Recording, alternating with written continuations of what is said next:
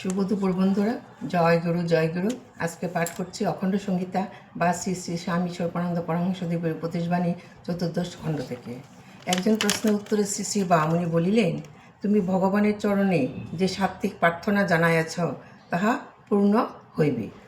যে নিজের সুখ নিজের তৃপ্তি চাহে না, চাহে ভগবানের সুখ ভগবানের তৃপ্তি, তার প্রার্থনা পূর্ণ হবে না তো কার প্রার্থনা পূর্ণ হবে?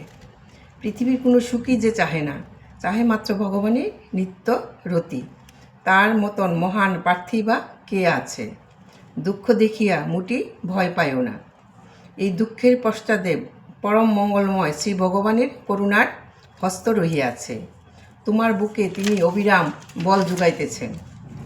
তামসিক ব্যক্তিরা গুরুতে এবং ইষ্টে পাপ সমর্পণ করিয়া হালকা হয়, আর সাত্ত্বিকেরা নিজেদের পূর্ণটুকু সমর্পণ করিয়া কৃতকৃতার্থ বোধ করে।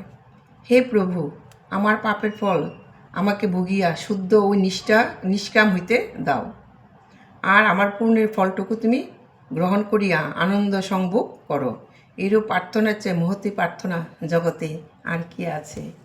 জয় গুরু বন্ধুরা, সবাই তোমরা ভালো থেকো, সুস্থ থেকো।